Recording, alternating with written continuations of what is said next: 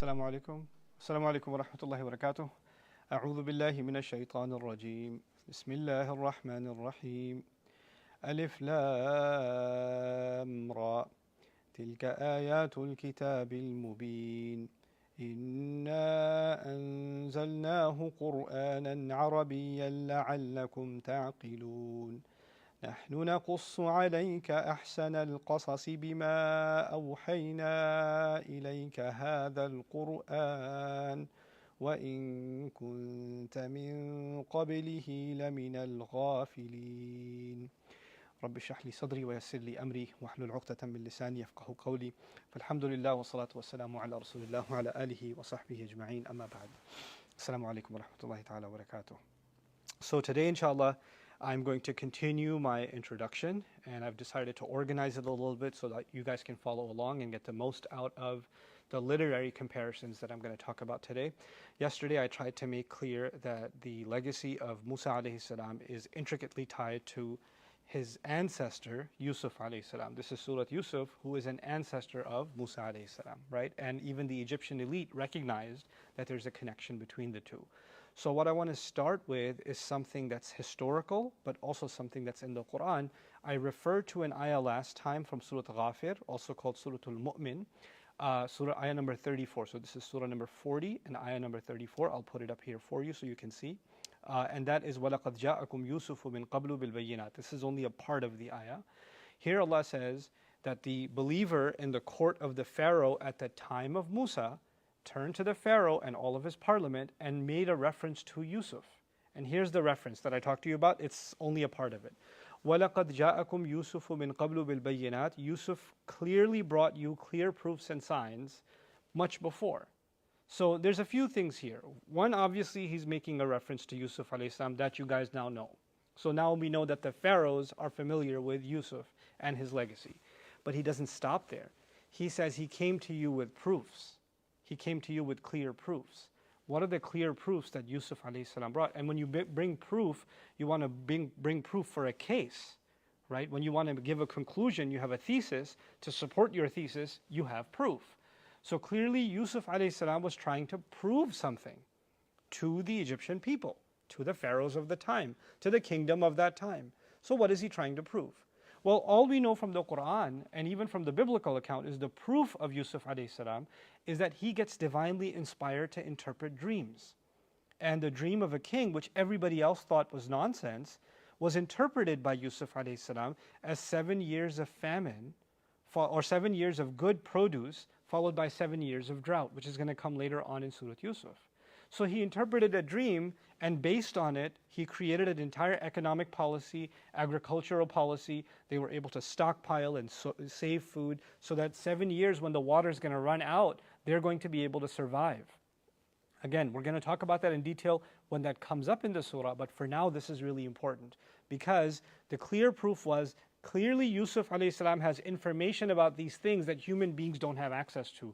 He is connected to a higher power. He is a prophet of Allah. And Yusuf alayhi salam, if he is so not shy to share the message of Islam even when he was sitting in prison, like I said yesterday, he certainly shared it when he had the platform of being a minister in Egypt and the governor of finance, whatever position he had that the Quran describes he had, he certainly talked to them about one God. What's interesting is the clear signs in his case were the interpretation of the dream and how by conserving water and by conserving the crop, he was able to save the land of Egypt. So the signs given to Yusuf were the ones that saved Egypt. It's pretty incredible that by contrast, the signs given to Musa alayhi salam are the signs that were there to tell the Egyptians, get your act together or you will be destroyed. Right? So it's the flip. The signs given to Musa alayhi salam are showing them that they're heading towards destruction as opposed to being saved. It's also pretty amazing that the conservation of water saved Egypt. And in the end, it is water itself that destroyed Egypt in the story of Musa alayhi salam. So it's actually the same. This is Allah teaching us that something can be a blessing when you approach it the right way, and that same thing can turn into a curse when you approach it the wrong way. It's the same wind that the breeze we feel that gives us relief, that same breeze can turn into a tornado. That same breeze can destroy life, right? It's the same winds that bring crop, bring pollen, and they pollinate the earth, and bring the clouds, and it's the same winds that can carry a virus from one person to another, right? They can be airborne viruses. Wind is still wind, but it's the same blessing from Allah that can turn into a curse, that can turn into a trial. So that's perhaps one lesson we're learning here. So today I'm going to start making comparisons between these two legacies, the legacy of Yusuf alayhi salam and the legacy of Musa alayhi salam. I'm definitely not going to be done today. We're just getting started today on these comparisons. I've decided to not rush through this stuff and to take my time, even if we get into Ramadan, which is pretty much around the corner. I'm going to finish these comparisons before we get into the story and take my time with them, inshallah ta'ala. Okay, so let's start. Here are some overall comparisons. Yusuf alayhi salam begins his journey outside of Egypt in the land of Canaan or Canaan. And from Canaan, that's how it's pronounced in Arabic, from Canaan, he is able to move his family into Egypt. And by the way, he was himself taken as prisoner into Egypt, and then he starts his life there. On the flip side, Musa alayhi salam's story began inside Egypt. And by the time his story is done, they have to move outside Egypt. So one begins outside Misr and ends inside Misr, and the other starts inside Misr and ends outside Misr. And in doing so, what Allah has done for us in the surah is He's shown us the history of the Israelites. How did they end up in Egypt, and how did they get out of Egypt? Right? So the story of Yusuf alayhi salam will tell us how they got in, and the story of Musa alayhi salam will tell us how they got out. So those two major migrations of the Israelites, the early migration and the later migration, are all captured between these two stories.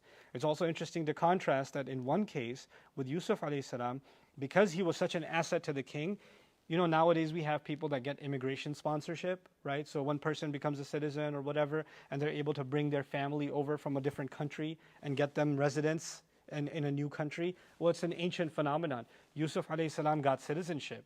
Yusuf alayhi salam got a government job, and now he's able to sponsor his family, and his family comes over and they all move in a dignified way in the land of Egypt and get government official housing too. So they get all of those perks that come with being from the family of Yusuf alayhi salam. So it was the government, and the government of the time really just means king. It's not some constitution. The king is the constitution. We learned that in the surah too. Fi din al-malik, in the constitution of the king. That's the phrase used in the Quran. So the king gave his blessings, and that's the only way Yusuf alayhi salam was able to bring his whole family. On a side note, the king would not allow for a prisoner, anyone other than a prisoner, to stay in the palace, right? Unless someone's being detained.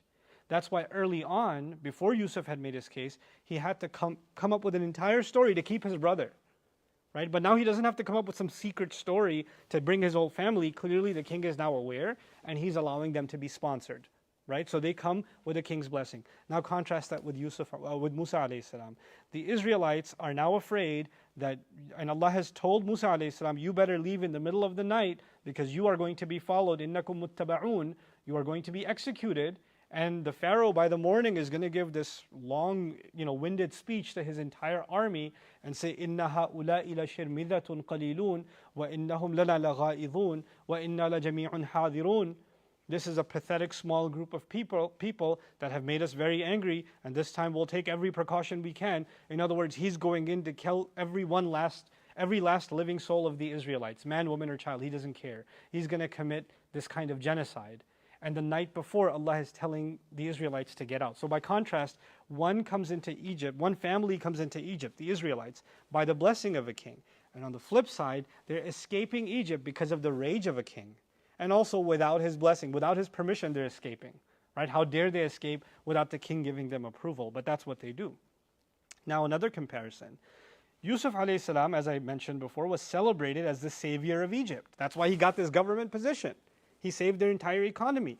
Musa alayhi salam is seen as a threat to the constitution of Egypt. He's actually seen as, a threat to their national security. إني أخاف أن يكذب أن يبدل دينكم أو أن يظهر في الأرض الفساد. The Pharaoh says, I'm afraid that he's going to change all of your religion. And I'm afraid that he's going to create chaos in the country. He's thinking that getting rid of Musa is a matter of national security. Just like Yusuf alayhi salam is a national savior, Musa is a threat to the same nation's national security according to the government establishment. And that brings me to the next point. Interestingly enough, Yusuf alayhi salam became part of the government while Musa alayhi salam is seen as anti-establishment. It's the exact opposite, you know. And this is again a remarkable thing. Both of them are prophets. Both of them are blessed by Allah. Both of them are guided human beings that are role models for us until Judgment Day. That's why Allah put their mention in the Quran. What is Allah teaching us? That it's not, you know, sometimes there's a time to stand against a Fir'aun. But even in the time of Yusuf alayhi salam, the government was actually not a believing government. The government was because he was still inviting them to Islam. Clearly Allah describes in Surah Ghafir that He used to give them proofs for why He's a prophet and why they should believe in Allah. But even sometimes working within a government that is not looking to oppress. You see, Musa alayhi salam is coming to the Pharaoh because he's enslaved the Israelites. And he's going to warn him and his government of the crime they're committing and how Allah can take revenge for oppressing His people. But on the other hand, if you are working with an institution or an organization and they're not out to kill you, and they're even willing to listen, here you have Yusuf alayhi salam working peacefully within a government whose religion he doesn't share. He's working within them. And so whatever opportunity Allah gives you, you make the most of it. And you spread Allah's deen in whatever way you can. And this is Yusuf alayhi salam's remarkable career. Whether he's inside of a prison cell or in a government parliamentary role, he's still spreading the word of Allah. Right? So Allah shows these two very contradictory and very opposing roles that a believer can find themselves in. You know, this is similar to in the seerah of the Prophet ﷺ. The Abyssinian king was not antagonistic towards Muslims. He was Christian, but he wasn't a Muslim either. And then you have Muslims migrating and even cooperating with that king and working with that king and being called at his behest, and they actually settled down in Abyssinia. So there's an interesting idea about how Muslims can find themselves in different situations and where they have to make the most of whatever position Allah has put them in. Anyhow, another interesting comparison. This is pretty remarkable. Yusuf alayhi salam's story starts with him out in Canaan, and they were a shepherd people. Right, so that's what they do, and this is why early on you notice I'm afraid a wolf will eat him. Well, who has experience with wolves? Shepherds do, right? So they're a shepherd family, and later on he becomes royalty inside Egypt. So let me start again. Yusuf starts as a shepherd and ends up royalty, right? When you study Musa alayhi salam's story, it's the flip. Musa alayhi salam starts as royalty in the Egyptian palace. He was adopted by the Pharaoh. So he's being raised as royalty. And later on, he runs off to Madian to save his life, and he ends up a shepherd. So it's flipped. And this is Allah's way, perhaps, of telling us that our economic situation and our social status doesn't mean whether we're closer or further away from Allah. It doesn't mean that, if sometimes Allah can give you more, and that's actually not a good thing for you. And sometimes Allah can take less away from you, and that may be a good thing for you. We don't know what's good or bad for us. The point is, Allah does not, people have this twisted notion, if Allah loves you, you won't have a hard life. Well, Allah loved Yusuf alayhi salam and Allah loved Musa alayhi salam, and He put them both through difficulty and through ease. And one of them was not better than the other. One started in what's, in a worldly sense, a better situation, Musa alayhi salam. He's actually starting off in royalty, but ends up in what arguably a worse situation, actually turned out to be a better situation for him. And with Yusuf alayhi salam, it's the flip. He's in a tougher situation in the beginning, and it turns out to be a better situation in the end, So the starting and the endings have been reversed to show us that Allah will, the story of their lives is almost reversed, and our stories don't have to be the same. So you don't have to look at somebody else and say, how come they have a life like that? I don't have a life like that. Yusuf alayhi salam is not going to say, how come Musa's life story, or actually Musa alayhi salam is not going to say, how come Yusuf alayhi salam got to be a governor and he was fine, and I have to be wanted for murder. He's not going to compare himself to someone else, because it's as if he's expecting Allah to write everybody's life story the same way. They're not. They don't have to be. So we don't wish for what someone else has, because Allah will give us our own trials, and what you see as a blessing, sometimes we see other people's blessings, but we don't see their trials. Right? We don't see their trials, and this is important. Sometimes we see their blessings and we don't see their trials. And sometimes we see their trials and we don't see their blessings. And what happens most of the time with ourselves is we see our own trials, but we fail to see our own blessings. And we have to become people that see the blessings and things that we enjoy and overlook, and instead of being preoccupied with our trials. May Allah help us all with our trials. Okay, so now this was overall. But now today my goal is to try to walk you guys through at least the comparisons of the two parents involved in the story. This is pretty cool stuff. On the one hand, we're going to talk about the parent of Yusuf alayhi salam, and on the other, the parent of Musa alayhi salam. The parent of Yusuf alayhi salam is the father, Yaqub alayhi salam, who's been talked about, and the parent of Musa alayhi salam is called Musa, the mother of Musa. The Bible calls her Jochebed, and Jochebed actually means tough-hearted. That's the Hebrew meaning of the word. But anyway, so one is going to be, and I've written here, Yusuf's story starts with a father, and by contrast, Musa's story starts with a mother. Now, let's take it a step further. The father in the beginning of the Yusuf story is fearful of a threat, but that threat is not an external threat like bandits or not even actually wolves. The real threat in his mind is his own family, his own other sons. He sees it. He sees they've got a problem. That's why the first thing he tells his son when he shares the dream is, don't tell your brothers. So he's afraid of his own family. He's afraid of an internal threat. Musa alayhi salam's mother, she's not afraid of an internal threat like in the family. She's afraid of the governmental threat of the Pharaoh ordering all the newborn babies killed. So she's afraid of an external threat. This is perhaps Allah's way of contrasting for us that sometimes trouble comes to us from the outside and it's out of our control. And sometimes trouble comes to us from the inside and it's out of our control. For some people, their biggest threat is their family. So what if they're your siblings? Siblings can even try to kill each other. So what if sometimes people can be parents? Sometimes people can be spouses. Sometimes people can be nephew and niece, cousins. But it can be a very ugly situation. It can be a very dangerous situation. And the same way, sometimes there are threats from the outside. So threats can come from anywhere. Don't assume that your trial will only come from the outsider or will only come from the insider. It can come from any place. So there's an interesting contrast there. And in both of them, they're protective. Like Yusuf alayhi salam's father, Yaqub, is protective of Yusuf, right? He wants to hold on to his son. Musa's mother, obviously she's got a baby, she wants to hold on to her baby. So they're both concerned about letting go of their child. They want to keep them under close watch because who else is going to protect my child if not me? Clearly, Yaqub alayhi salam sees no one else around is there to protect my kid. Even his brothers are a danger to him. And clearly, Musa's mother sees nobody's there to protect my baby. The only one who can protect him is me. So they're both in a similar situation and they're concerned and they're holding on to their children as best they can because they're concerned about danger that looms for both of them. Okay. Then we find, this is really cool, when Yusuf alayhi salam told his dream to his dad says this, وَكَذَلِكَ. First he says, don't tell your brothers. They might scheme against you.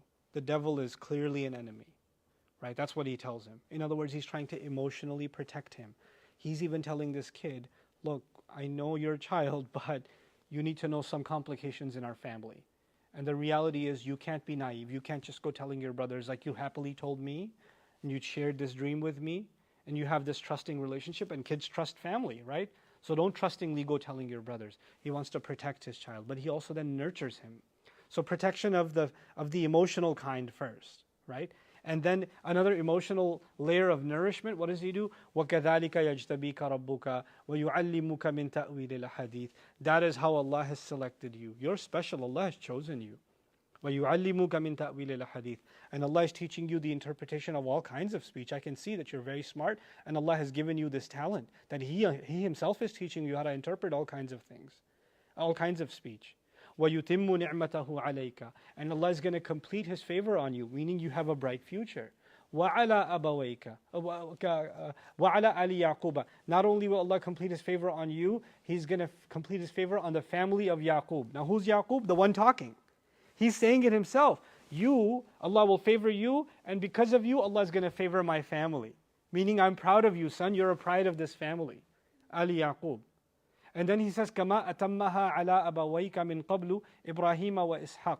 Just like He completed His favor on both of your fathers from much so long ago, Ibrahim and Ishaq, meaning your grandfather and your great-grandpa. So Allah has been doing this for our family. So He reminds him, first He tells him of a bright future, then He tells him about his noble past. Like you're a continuation of this noble past. So He's emotionally and spiritually nurturing him and giving him loving advice. Inna rabbaka alimun hakim. Your master, certainly, he is knowledgeable and he's wise. So and I wrote here emotional and spiritual nourishment. But if you contrast that with Musa alayhi salam, we find the first thing, Allah inspired her to feed her baby. So she's breastfeeding her child. An ardi'ihi, you know. So she's physically holding her baby, she's hugging her baby, and she's feeding her baby. That's physical nourishment, and that's physical affection. So there's a contrast between emotional and spiritual nourishment, and then there's physical and bodily, meaning food, and also hugs, physical affection. And there's two very different types of affection. Somebody can be affectionate with their words but never hug, right? Well, some people have really tough dads that never give them a hug. They say, "Assalamu alaikum, how are you?" And you're like, "Oh, what's up?" Like dads can be generals, Sometimes there are parents that are very loving physically. They hug and they pat you on the head. They take you to your favorite restaurant and all this other stuff, but they never talk to you. You never have a real conversation. The only conversation you have is, "Hey, how was your day?" That was okay, good. And life just goes on. So they're nurturing you physically, but they're not nurturing you emotionally and spiritually.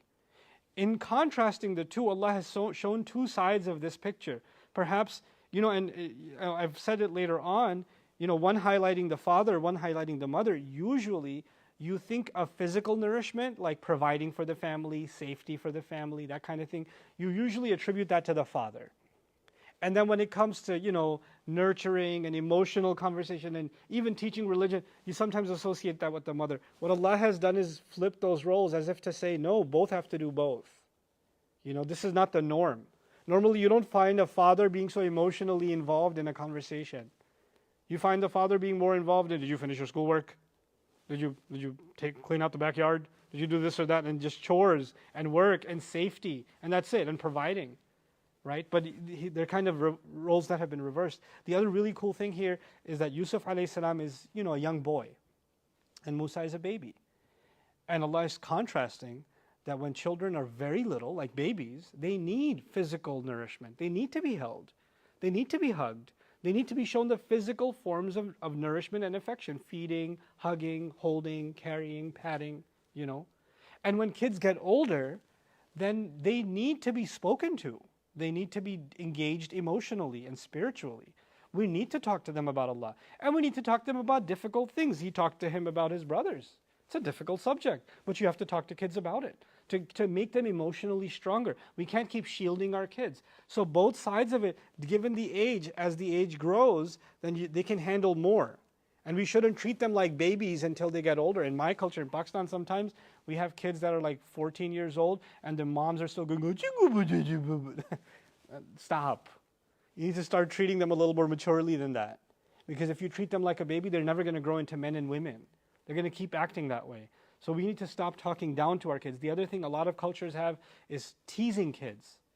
Like teasing them, making fun of them, poking at them constantly out of a joke, instead of being nourishing to them. And that makes them very agitated people, and they become that way and sarcastic and passive-aggressive in their personalities because it was embedded in their personalities. Okay, let's move along, because I got to finish this parents thing today. All right, so this sort of should have been understood, but I think it's worthy of mention. You'll notice in the story of Yusuf alayhi salam, the mom's not been talked about. And it's by inference she's there, but not directly, she's never talked about. And in the story of Musa alayhi salam, the dad has never been talked about. Like the mom of Musa is there, but the dad's never been talked about. And as a curious reader of any story, especially the Quran, when you're reading Surah Yusuf, you're like, hey, where's the mom? What about Yusuf alayhi salam's mom? And when you're reading Musa alayhi salam's story, you're like, where's Musa alayhi salam's dad? Like, how come Allah never talked about his dad? So in one, deliberately, the mom is missing, and the other one, deliberately, the dad is missing. And that is perhaps Allah's way of telling us, hold on, I got a dad story for you, that's Yusuf, and hold on, I got a mom story for you, that's Musa. So focus on one parent and their role at a time. So they were kind of given special attention, these parents. In one case, the mom, and in one case, the dad. So we can focus on and learn guidance in regards to mothers and in regards to fathers, each. So this is a pretty amazing thing that Allah has done in both cases. Now, By the way, if you're wondering how many there are, I think there's 16. So, yeah. So if you want to go eat a sandwich, I'll keep talking. It's going live. It's cool. Okay. So Yusuf alayhi salam, the father does not want, I mentioned the father doesn't want to let his son go. Yaqub alayhi salam does not want to let Yusuf go when his sons come, but they pressure him, they put, this pressure on him, and he finally lets them go in the woods. They say he's going to play along with us, he's going to run around and play. On the flip side, no mother would ever want to let go of her baby. And of all things, to let go of your baby by putting your baby in a basket, which has not been tested for extreme water sports. It's not a canoe, but there's no guarantee it won't sink. And it's not a swimming pool. It's not a bathtub. Moms go crazy when you put a baby in a bathtub. Oh, that's too much water. Easy. I don't want my baby drowning. When kids even look towards a swimming pool, moms grab the baby and move to the next house. Right? It's an extreme, like, babies and water, moms get jittery about it. If a dad takes a baby into the beach and he's carrying the baby in his arms and he's walking into the water, the mom loses her mind. No, come back. You go drown, give me my baby. Right? She doesn't want the baby near water. And here a mom is being told to take her baby, put it in a basket, and put that basket in a moving river. It's not even a pool or a pond or a lake. It's a river. And the Egyptian rivers had crocs. A lot of people don't know it had crocs. And even experienced swimmers have a hard time swimming in a river because the waves are just tossing and turning your body any way they go. And there are rocks in the river. So the basket floating can slam a rock and that's it. Or one strong wave and it can flip over and that's it. There's so many, it's so illogical what she has to do. So on the one hand, then how does she do it? She does it because she was inspired by Allah to do it. The Quran tells us. وَأَوْحَيْنَا إِلَىٰ أُمِّ مُوسَىٰ أَنْ أَرْضِعِيهِ فَإِذَا خِفْتِ عَلَيْهِ فَأَلْقِيهِ فِي الْيَمِّ. We reveal to the mother of Musa, feed him, and when you're scared for him, when the danger of the soldiers knocking down the doors to kill the babies get too close, put him in the river. Just put him in there, take the baby, put it in the basket, put it in the river. That sounds crazy, but she did it because she had revelation from Allah. And I'll dig into that a little more now. Yusuf's brothers actually, when they said to their father, let Yusuf come with us, he'll play and run around. And the father said, no, I'm scared. First he said, I'm worried that إِنِّي أَخَافُ أَن تَذْهَبُوا بِهِ. First of all, I'm afraid that you're going to take him away. It's interesting wording he said. When we dig into the ayah, we'll dig deeper. I'm afraid you'll take him away. He didn't say, I'm afraid you'll take him or you'll be with him. He said, you'll take him away. So he was kind of right already. You could tell he's already thinking along those lines. You kids are not right in the head or in the heart. And then he says, I'm afraid that a wolf will eat him. وَأَخَافُ أَن يَأْكُلَهُ الذِّئْبُ. You know what they said? How can a wolf eat him? We're strong. We're a band of brothers together. Animals will run away from us. We hunt wolves. Inna idha lafi dhalal. If they could eat him while we're around, come on, we must be some lost people. We must be some serious losers. Inna idha la khasirun. We would be some serious losers for him to get eaten by a wolf. Dad, come on. He's got so many brothers looking out for him. There's nothing to worry about. So they give him logical reasons. And after all that reasoning, the father is pressured enough. He knows they're not going to let up. And so he lets them go. The thing with a mom is, it doesn't matter how much logical reasoning you give her, if she's got it in her head that that's my baby and that baby's in 1% danger, she ain't letting go for nothing. You give her all the reasons you want. You've got kids that say, Mom, I want to go to this college. What, away from home? Yeah, I want to go away from home. No, you're not going. But it's the best school. I don't care. I got accepted. I don't care. It's a scholarship. I don't care. It's half the tuition. I don't care. But I already applied. I don't care. I'm going to lose a year of school. I don't care. You're my baby. You're staying here. I don't want to hear it. And you ask her why, and she won't tell you why, and then later on she'll say, because I'm scared. Her fear trumps all argument. You can't argue anything in front of a mom when she gets scared. My baby's safety comes number one. I don't even care what my baby wants. And my baby could be 35 years old because she could still act like she's a baby. He's a baby. That's what she could do. Then how in the world did Musa's mother let go of her sense of overprotection for her child? You've seen animal documentaries where like bulls that are no match for a lion, when a baby buffalo is attacked by a lion, the parent comes back and fights a lion. It's illogical, but it does it anyway because it's his child, or it's her child. Here you have Musa alayhi salam's mother letting go of her protectiveness of her child over something not even logical, completely illogical, put a baby in the basket. Why? Because this is actually faith. She was given this revelation by Allah, and her revelation was able to overcome even the strongest emotions. And this is a key. The revelation from Allah, when somebody truly believes, is the instruction from Allah is sometimes fighting against your feelings. And your feelings have to get crushed before the revelation of Allah, because no one loves you and no one is mindful of protecting you. No one is looking out for you more than Allah. You and I start thinking we're looking out for ourselves more than the word of Allah. I'll have to let the motorcycle guy go. Okay. So that's the word of Allah is there to love and protect us more than even we think we can do for ourselves. And that's what she understood. So she put her emotions aside. She put them aside. And Allah gave her the strength to put them aside, which is coming a little bit later on. Anyway, another comparison. The father said he mentioned two feelings. He said, لَا يَحْزُنُنِي أَن تَذْهَبُوا بِهِ. It certainly worries me and makes me sad that you'll take him away. وَأَخَافُ أَن يَأْكُلَهُ الذِّئْبُ. And I'm afraid. So worry and fear. Two emotions. On the flip side, in the story of Musa alayhi salam, the mother is told, وَلَا تَخَافِي وَلَا تَحْزَنِي. And don't be afraid and don't worry. In the flip. Sometimes fear first, worry second. Sometimes worry first and fear second. And that's going to be, inshallah, a long conversation when we get into that ayah about fear and worry. And why those emotions in that order, in those two orders, are really important to understand. Because a person goes through traumatic experiences, sometimes starting from worry and ending in fear, and other times from fear and long-term worry thereafter. Okay, so inshallah we'll look at both of them. Now, the next comparison. The father cries out when the sons come back with the bloody shirt, and they make up the story. You're right, Dad, I guess a wolf did get him. I don't know how you knew.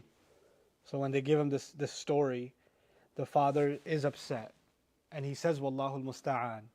فَصَبْرٌ جَمِيلٌ. The only thing left to do for me now is to have patience. And only Allah's help can be sought against the creative lies you're coming up with. Wallahu al-musta'anu ala ma tasifun. So he cries out for Allah's help. And he's going to try to find patience. But he speaks out. And later on we find he lost his eyesight. That's coming too. On the flip side, the mother of Musa, she put the baby in the water. The baby's floating away. What would a mother do 5 seconds after making that decision? Oh my God, what have I done? That's my baby! Like she would have a reaction. But nope. Allah says, وَأَصْبَحَ فُؤَادُ أُمِّ مُوسَى فَارِغًا إِن كَادَتْ لَتُبْدِي بِهِ. She almost exposed what she had inside. She almost showed her heart for what it was, because that's her baby floating away. لَوْلَا أَرَّبَطْنَا عَلَى قَلْبِهَا. Had we not given firmness to her heart. So she doesn't say a word. Yaqub alayhi salam says the words of sabr. Cries out. Musa's mother has to hold all of her emotions in. Because even if soldiers walk in, they don't see a baby, but they see a lady crying. And they're like, why are you crying? There's got to be a baby. She can't even give that up. She has to contain all of her emotions inside. And that's actually a power Allah gave her. Allah gave strength to her heart. لَوْلَا أَرَّبَطْنَا عَلَى قَلْبِهَا. Now this is important because and why did she have, part of the strength that she had to hold her emotions was because even before she put the baby in the water, Allah told her, إِنَّا رَادُّهُ إِلَيْكِ. We will return him to you. We will return him to you. Yaqub alayhi salam was given no such promise that Yusuf will be returned. Allah didn't tell him. But you know what's even more interesting to me about this is Yaqub is a prophet and she's not. And you would expect a prophet should get revelation. And a non-prophet should not get revelation. And the one who's a prophet, Yaqub, gets no revelation that Yusuf is coming back. And the one who's not a prophet, Musa's mother, gets revelation that the baby will come back. Because Allah will give in the heart to whoever He wills. When Allah can inspire the bee, Allah can inspire, Allah says, وَأَوْحَى رَبُّكَ إِلَى النَّحْلِ. Allah revealed to the bee. Allah can put inspiration inside a believer's heart too. We're learning in this surah, sometimes revelation or a feeling from Allah is withheld. Sometimes it's even, relief is even withheld from a prophet. So who are you and I? Like, when is Allah going to give me relief? Ask Yaqub alayhi salam. But sometimes you don't have to be a prophet for Allah to send angelic, calm into your heart, even though you're not a prophet, like the mother of Musa alayhi salam. So she can do the hardest thing she's ever done in her life. She could never have done that on her own. She had to have some divine, heavenly help to make her heart strong enough to put that baby in a basket, and Allah gave it to her by her promise, we'll give him back to you. Inna radduhu ilayki. Okay. Now, Yusuf alayhi salam's father, soon after hearing that the son has been lost, doesn't know what happened to his son really, because he knows they're lying. Now, it's one thing that you know your child died. It's another to not know what happened. And the only people who know what happened are lying to you. And they're not telling you what really happened. And you can't get it out of them. This is the most traumatic thing that keeps him crying and crying and crying until the Quran describes وَبْيَضَّتْ عَيْنَاهُ, his eyes turned white, meaning he became blind out of crying. On the one hand, you find Yaqub alayhi salam cried so much that he went blind, and Allah did not tell him that your child is going to be returned to you, or your child is okay, or he's in Egypt now, or he's being he's serving in a household now, he's safe for now. He doesn't tell him any of that stuff. He doesn't say the angels are guarding him in a well now. He didn't tell him any of that stuff, and he's crying and crying, and his eyes become white. And on the flip side, you have Musa's mother. What does Allah say about her? A few hours later, his sister, Musa's sister, goes and comes back and gets her hired as a wet nurse. Allah says, كَيْ تَقَرَّ عَيْنُهَا وَلَا تَحْزَنَ. So her eyes could become cool and she wouldn't be sad. So you got a father whose eyes are so warm, they turn white.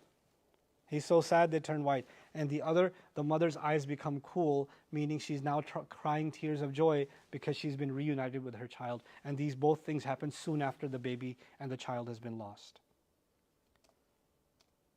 Okay. Now, Yusuf alayhi salam, his sons are a lost cause, it seems. No matter how much he tries to reason with them, he can't get through to them. So the only thing he can do is sabr. He's got no support system around him. He's got nobody else to support him.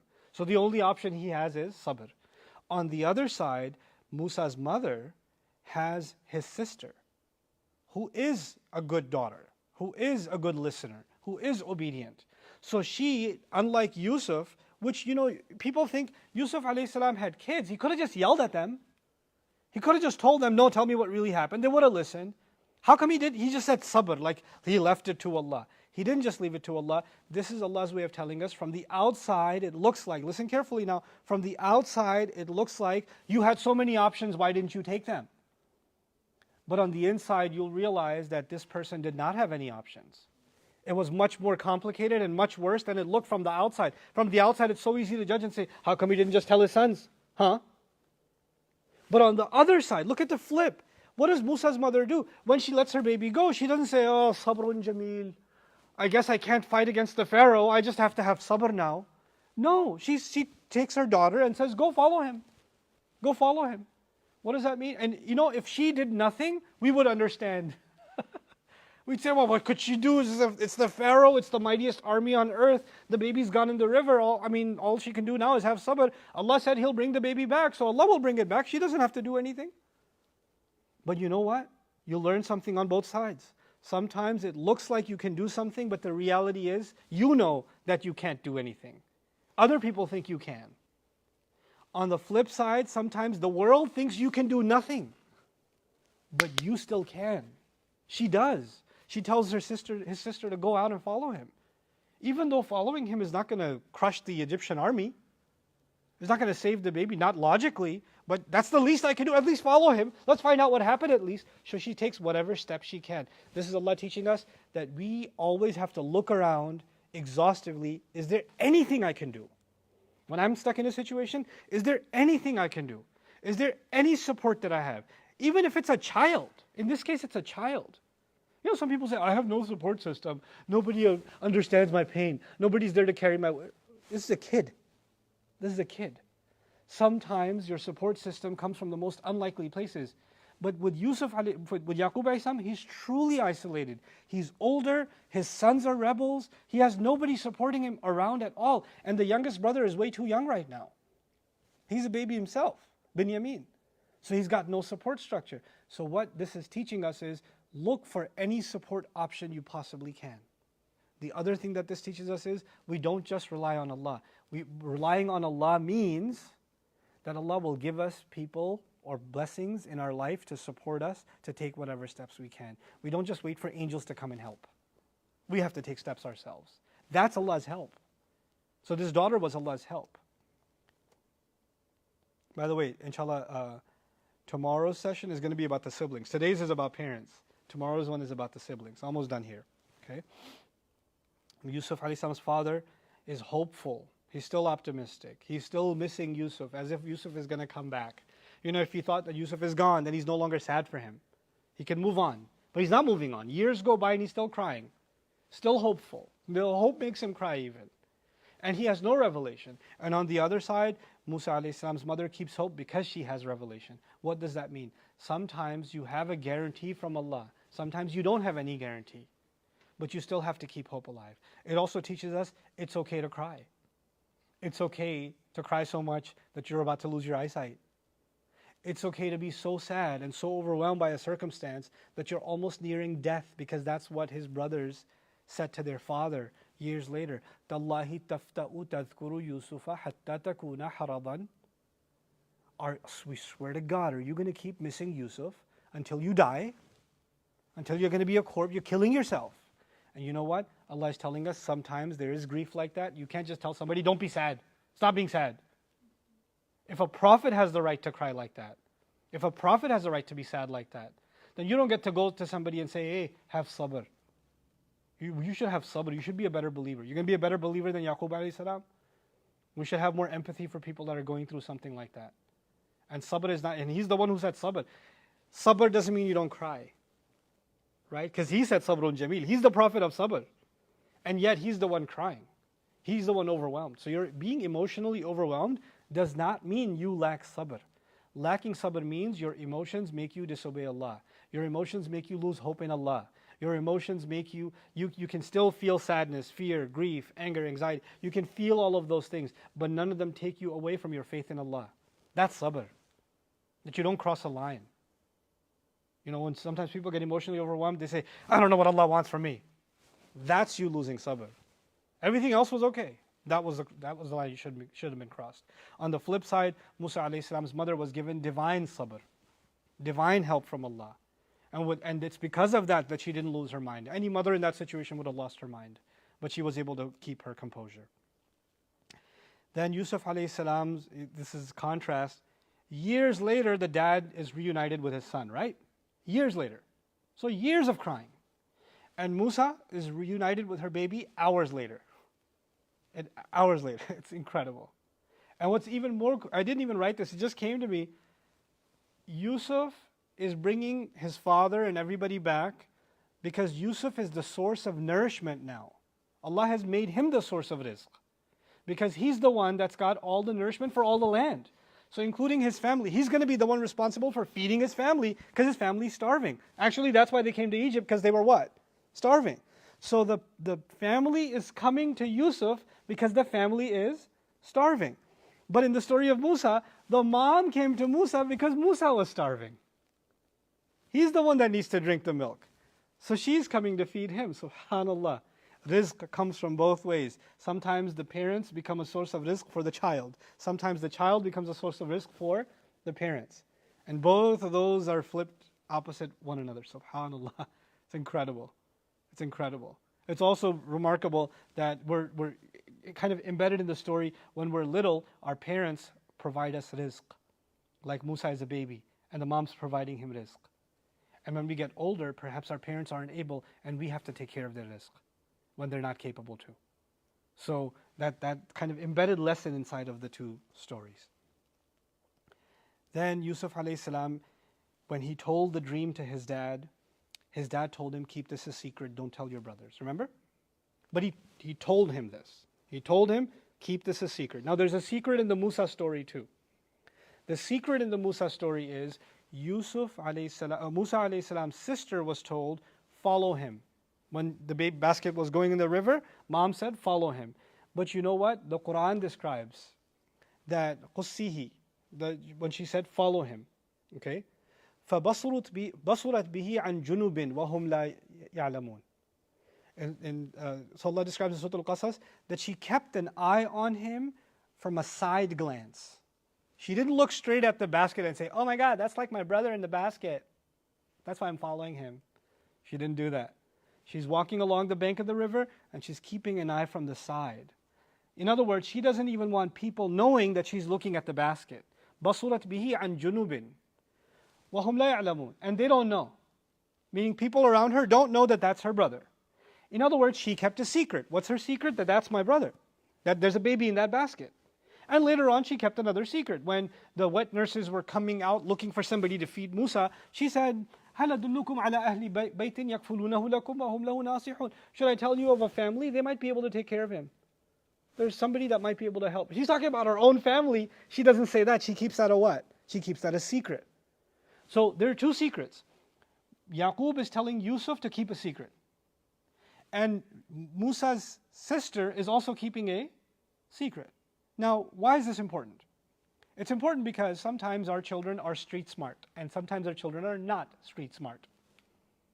Yusuf alayhi salam is not street smart. He's too gullible and naive and innocent. So if he sees this dream, he might gullibly share it with his brothers. So he has to be told, don't tell your brothers. Because the father knows you're way too innocent. You don't know how crooked people work. So I need to spell this out for you. But Musa's sister is street smart. She knows what it's like to live in the oppressive land of Egypt. She knows what the soldiers are like. She's dealing with the outside world every day. So you know what? The mother just says, follow him. She doesn't say, follow him and keep this a secret and don't tell anybody. She didn't say any of that. The girl did this all on her own, didn't she? She figured all that out, and she didn't say, and by the way, if they come looking for you, don't tell them that you're his sister. She figured all this out on her own. In other words, sometimes, and that doesn't mean that Musa's sister is a better child than Yusuf alayhi salam. What Allah is teaching us is sometimes Allah gives us children that are very world smart. They're sharp. They can pick up on things. And you should be, as a parent, sharp enough to know which children are sharp in some things and dull in other things. Yusuf alayhi salam is so profoundly wise when it comes to some other things. Yes or no? And yet, he's not very clever when it comes to understanding his brother's intents. And Musa's sister is no prophet. She has no revelation, but she understands how the world works. She knows how the streets work. So there's different kinds of wisdom. And you have to recognize which wisdom your child has and take advantage of it. Let them utilize it. So you see two very different kinds of personalities of kids and how they have to deal with the outside world. It's incredible that contrast is laid out. The other remarkable thing is you would think naturally that girls should be protective and be inside, right? And they're safer at home. The safety is at home. But she's the one protecting the child by going outside. And boys are supposed to be outside. And yet the boy's in danger at home with his own brothers. There's a contrast there too, subhanAllah. What Allah does is, He doesn't give us the typical picture. He gives us the atypical picture just to tell us not everybody has the same kind of life. Not everybody has the same kind of situation. There's a variety of situations. I know it's a long session. The Ramadan ones will be short because y'all be fasting, I'll be fasting too. They'll be 30 minutes. But this comparison stuff, I gotta get it out of my system, and I gotta get the parenting. 16, right? I told you 16, so we're still good. Okay. Now, by contrast, pretty interesting also. Yusuf was being put in the well, and Allah told him, you will be telling them one day what they did to you. Allah told him there's going to be a reunion, yes? On the flip side, Musa's mother was told there's going to be a reunion with you and your baby. So on the one hand, the child was given revelation that a reunion will happen, and on the other, the parent was given revelation that a reunion will happen. SubhanAllah. And so that's a brief one. And then Yusuf alayhi salam finds his parents and he raises them through it to an Egyptian throne. رَفَعَ أَبَوَيْهِ عَلَى الْعَرْشِ. He raised them on the throne. He honored his parents. Musa alayhi salam's mother is brought back, but she's turned into a wet nurse, a servant in the house. Right? So what we're learning is sometimes, and by the way, eventually Yusuf alayhi salam was royalty eventually, and he treated his parents also like royalty. But Musa alayhi salam became royalty eventually, but was not able to treat his mother like royalty. She still remained a servant secretly, right? She had to maintain that role. What Allah is teaching us sometimes is that we have limitations in how we can serve our parents. If you're able to raise them to a throne, you're able to raise them to a throne, like Yusuf. But sometimes you might even make it to a throne, but you're not able to bring them to it. No matter what you do, the circumstances won't allow it, right? So that doesn't mean you're not good to your parents. That just means Allah created a different set of circumstances for you where there are limitations, and you have to do the best within the limitations that you have. Everybody's got a different story. So what somebody else did for their parents, and you're like, I wish I could do that for my parents. Well, maybe Allah didn't give you the same set of circumstances. Maybe you have to scope out your own story, your own circumstances, and see what best you can do. Right? And this is Allah showing us the diversity of circumstances and how we have to be on our best. And finally, the father gives, and actually I actually explained this one to you already, how Musa's sister was not given much instruction. So I put that at the end here. And that's actually it. Because this one says, okay, bye. بارك الله لي ولكم في القرآن الحكيم ونفعني وإياكم بالآيات والذكر الحكيم. I'm super excited about this series. Assalamu alaikum wa rahmatullah.